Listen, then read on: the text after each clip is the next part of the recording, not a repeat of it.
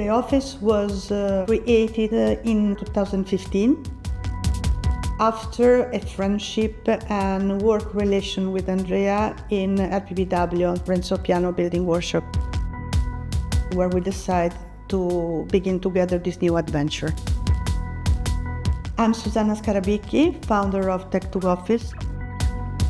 I'm Andrea Peschiera, founder of Tectoo, and this is the Architect Series.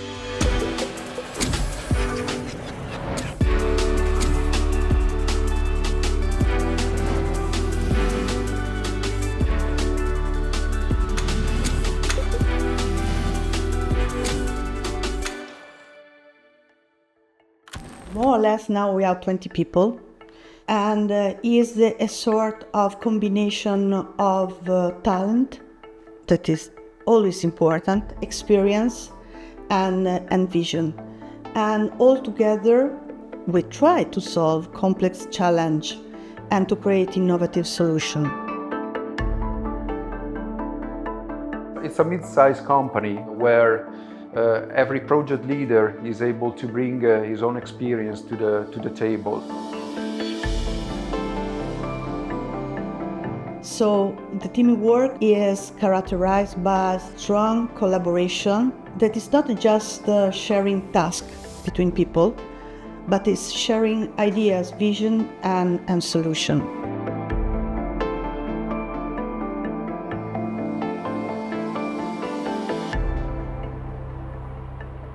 Abbiamo messo un po' a trovare la sede, chiaramente, perché trovare per uno studio di architettura l'ufficio giusto non è semplicissimo. Ma devo dire che alla fine la collocazione dell'ufficio è stata interessante, perché questo quartiere vive proprio come un quartiere, un po' vecchio stampo.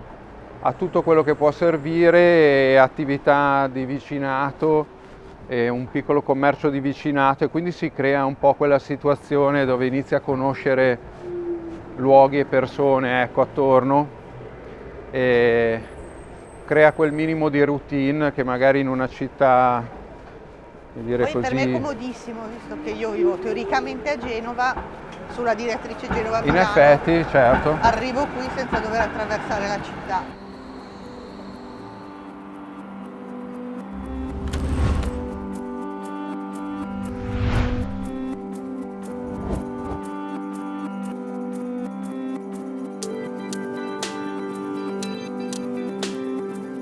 Hotel Bordighera, it's a very old hotel. It was constructed at the end of the 18th century. It was a complete restoration of a building that is protected with a monumental protection. But at the same time, we were able to create addition, and the addition is done with a language that is speaking the language of the greenhouse. All the shell, the envelope had a good performance regarding sustainability and energy consumption. This allowed us to create the addition and create this interesting relation between ancient and contemporary again. And so these two elements come again together. This extension is designed to look as a glass house, taking the style of the orangery that was built in that epoca. In this case, the play is played with the difference of contingency. So we have the existing building that is represented by a mass, an important building with a lot of decoration, and the new one that is more light, more transparent, more delicate. Abbiamo ripristinato. We meticulously restored all the decorations of each environment, the embedded lighting, the existing works of art and the flooring, making very small, minimal changes. Adding a color, for example, or designing the furnishing for the area. It was a very interesting project, and also all the part of consolidation and recovering all the ancient decoration was extremely interesting.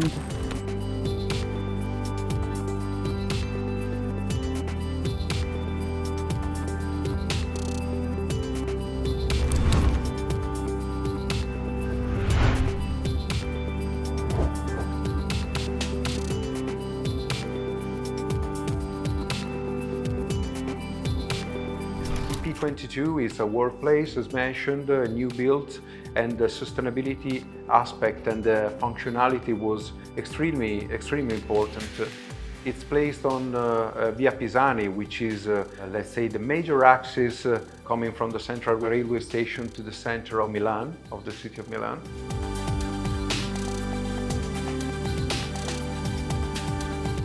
Lungo Via Vittor Pisani abbiamo We obviously kept the double-height portico along Via Vittor Pisani and aligned with the street facades and height of the adjacent buildings. Along Via Boscovich, on the other hand, we were able to do a little more with the shape of the building's volumes. Standing behind the facade and roofline that also here follow all the adjacent buildings is a recessed glass structure, a sort of glass bubble allowing panoramic views over the Milan skyline and some of the city's most important architectural features. In a city where the courtyards are more hidden, we wanted to generate something that would add to the public space and to perceive that in combination to the public space. La nuova conformazione dei volumi. The new configuration of the volumes allowed us to create an internal garden on 2 levels.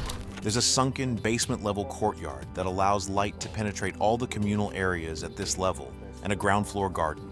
This green area was designed as a meeting place where occupants can meet for a break to socialize, but also interact with the building itself. The interesting aspect of the project was the combination of technology and the context. Progettare la facciata. It was a stimulating exercise to design the VP22 facade and find an architectural language that would fit into the context of Via Vittor Pisani. We opted for a facade grid that united the horizontal and vertical elements. So you have a project whose modular facade has 6-meter wide and 7-meter double-height sections. This format makes the whole building correctly proportioned to its urban context. The study that we did on the solar shade gave us the opportunity to, using the same detail, creating, let's say, and shaping different characters on the 2 facades, because they are built and customized and crafted on the specific orientation of the building.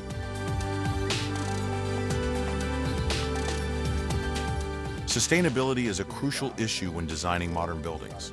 So, together with the client, we aim to obtain the highest LEED and WELL certification standards. In fact, the building has been awarded Platinum LEED and Gold WELL certifications.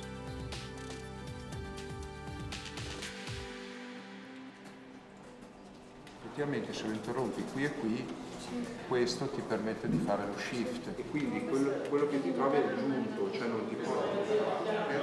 Il concetto è un po' quello.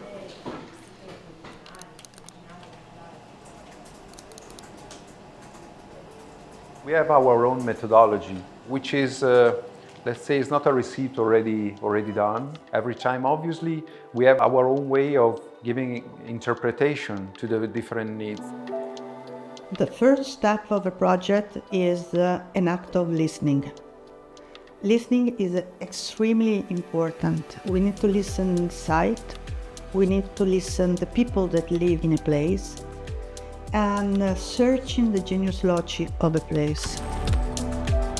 And is a silent dialogue between you and the place itself. There is one other aspect, which is obviously the creativity and the concept. It's extremely important that whatever we draw and whatever we design, besides having a strong link to the context and responding to the client needs, has its own identity. Because the identity and the concept, if it's strong, it helps you to build all another level of layers onto the building, which goes from the bigger picture of a project to smaller details. With all this process, at a certain point an idea takes shape, an idea that is redefined during discussion and drawings and sketching and brainstorming. And the project at this point begins to evolve like, we can say like a musical composition in which some elements emerge and some others in fact provide structure and rhythm. Every space we can say, must tell a story that needs to evoke emotions. And this is because at the end, architecture is not made of just matter, but also made of dreams. The mission of every architect should be making culture while making architecture, because there is so much that we can say while creating and designing buildings of our society, but of our way of thinking. So let's say that is really bringing onto the pattern of the city a new addition that means something.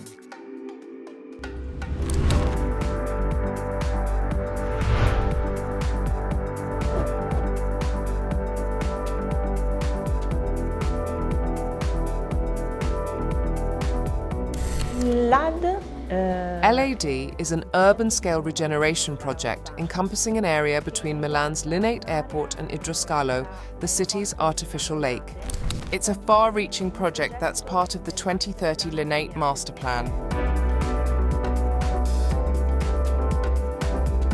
We have a lot of meetings to find the right expression from an architectural point of view, a building nearby the airport, but facing one beautiful place like the Idroscalo is, that nobody knows, in fact, because when you arrive in Linate, you don't even understand that you have the water in 50 meters from where you are.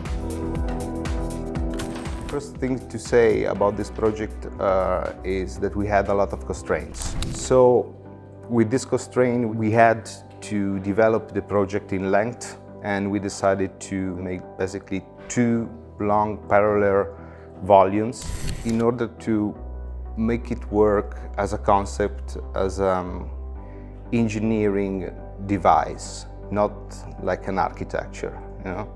And so we worked to find the right expression that could speak the language of the flight, the language of the airplane. We began to think about the possibility to evocate the idea of a sort of infinitive repetition, like the structure inside the airplane that create these elements one after the others. So the building is a 4-story building. The first story at the ground floor works like a pedestal, works as support to this fuselage that we have above. The one facing south, it's 220 meters long, and the one facing north is actually cut in 2 different pieces because we had this electric cabin in the middle. So we had that constraint. And those basically 3 fuselage have the same envelope, and it's made of vertical elements made in aluminum, and that element repeats itself, you know, for 200 meters. So from a glimpse view, the buildings looks opaque and compact, but once you move forward and you get closer, the envelope becomes more transparent.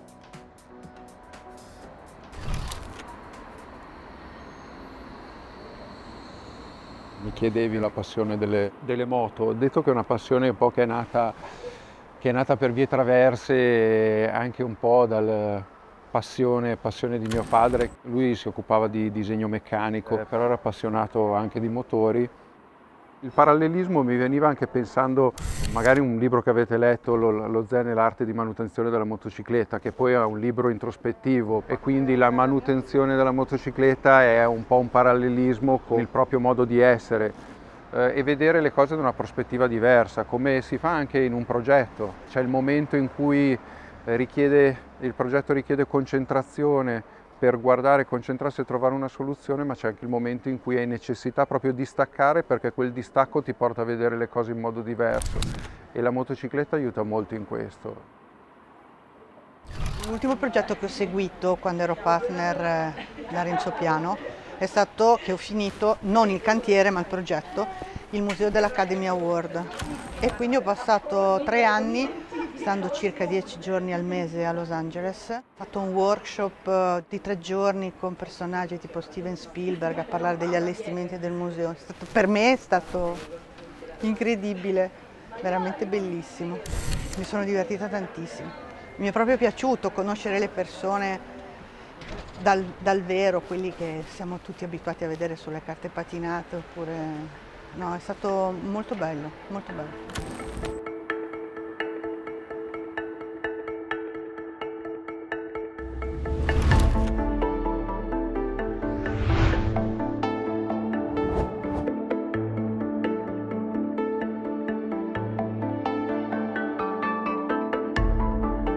We begin to work on the arbor of the Rapallo for one specific reason, because there was a tragic event some years ago that took all the Riviera Ligure, in fact, and destroyed entirely the arbor.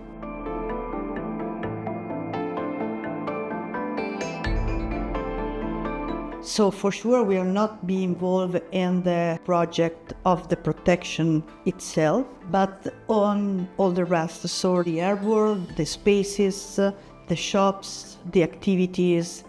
What we have tried to do with this arbor is to create, we can say, a place where people could go, walk. We wanted to create an arbor open and accessible to everybody.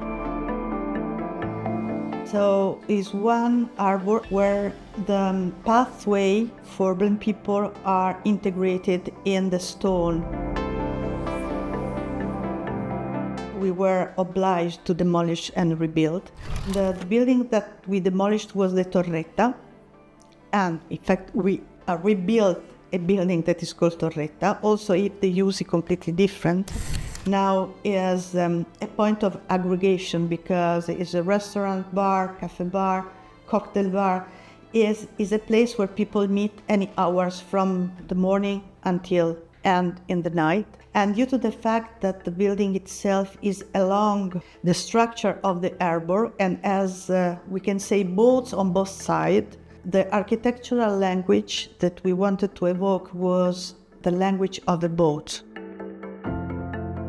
So the perception that you have when you are at the first floor facing the sea, looking at the harbor, looking at the boats, is that you feel it's yourself on a boat. You feeling yourself inside the harbor. So this was the ambition.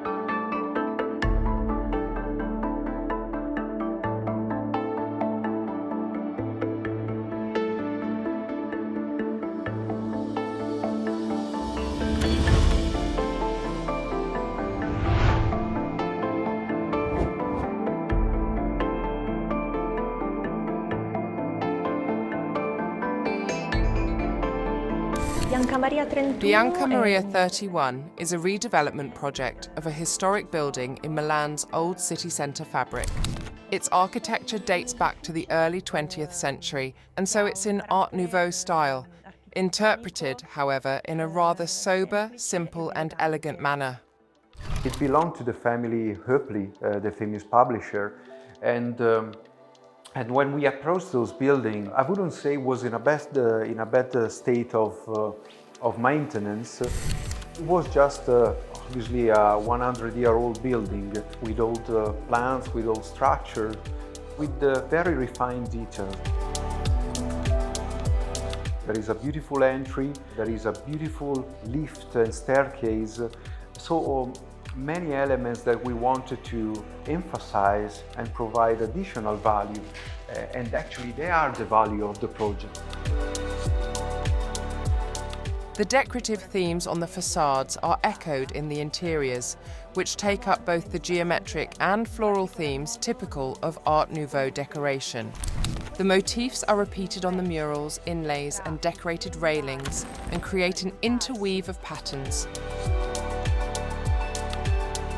So we started to analyze all these details and which details we should have used in order to implement the quality of the apartments. In the entrance hall, on the other hand, we reconstructed the original historic flooring and boiserie. we redesigned and rebuilt the original features, adapting them to modern-day needs and introducing small contemporary elements like, for example, designer lamps or fixed furnishing details in a slightly more contemporary, minimal style.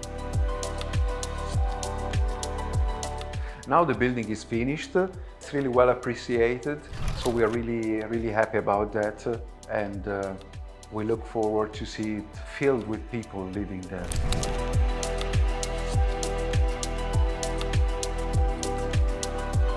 Our task goes really beyond purely the aesthetic aspects, but must absolutely provide the tools to address the complex challenge related to sustainability, technological innovation, that is another important aspect, and well-being, in order to be able to create a place that improve the quality of life, because we can't forget that the center of all our work at the end is the quality of the life of people. We concentrate a lot on the methodology to approach a new project. I don't think there is a certain aspect that really defines the architecture, at least in the way it looks. There is a lot in the way it has been created. Obviously the understanding of the context, the process, the public space is extremely relevant, let's say the void between the buildings. An open space can become a bridge between people and nature and architecture itself. So it's not at all the void, an empty space, but is an active element in the composition of the architecture. I would add another aspect, which is the chaos, which is the chaos that you find in those public spaces. And the beauty of the public spaces is that you have this sort of engaged chaos in between different people and stakeholders and, let's say, subjects who live the building you have created.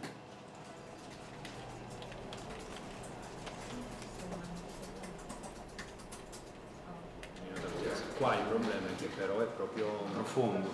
Qui fuori.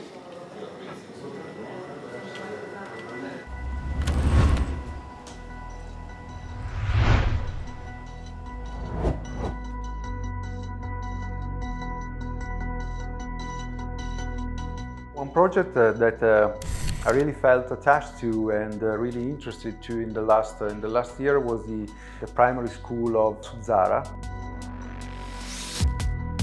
We came out with a circular layout, and the circular layout was driven by a series of aspects related to, let's say, the sustainability of the project and how the project responds to the orientation of the site and how it displays, let's say, the spaces, the learning spaces, following the solar path and the solar radiation of the building.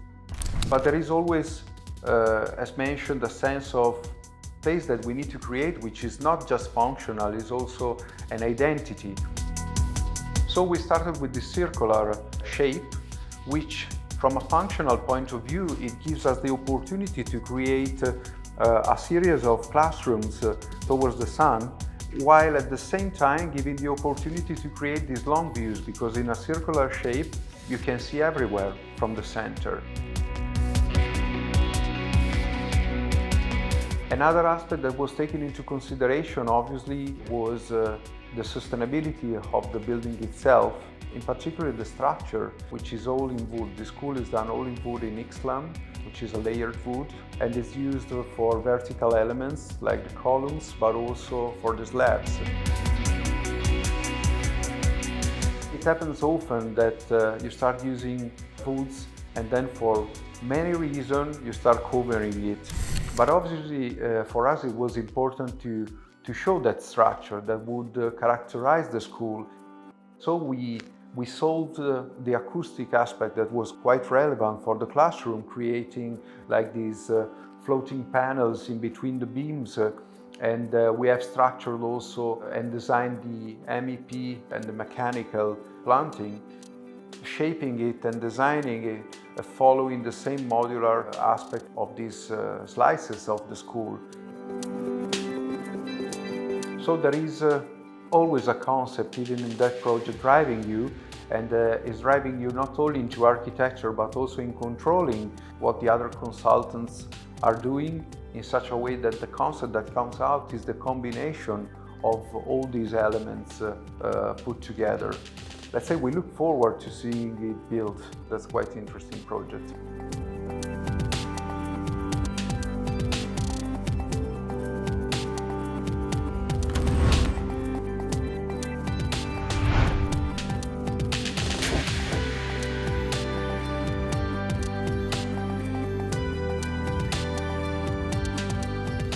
The student hotel, or let's say former the student hotel, now is the Social Hub, was another interesting experience. Actually, that opportunity came out from a competition, and we were very proud of winning that competition because there is a part of urban regeneration. It's an empty site, abandoned since 25 years more or less, that has created a lot of social issues in the surroundings. We decided to build 4 different blocks all around the courtyard, so we conceived a sort of urban campus. And it's all connected by a lobby at the ground floor that connects all the building and keeps a void in the middle. And the void generates connections between the different functions. It's a really urban project, basically. We keep the alignment on the street. We use a architectural language using bricks and metallic frames. And along with the buildings, there was also a public park, which is connected to the building. The interaction between the park and the building was extremely important for us. And through these models and studies, we ended up with a solution that would emphasize the public space, which is really the added value of the building.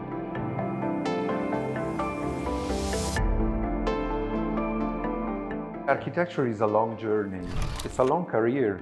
It takes time to build your trust. We have the ambition to become a place of innovation for the next years, where things could happen and where we can experiment, we can discover, always with a big sense of curiosity and needs of learning about what is around us.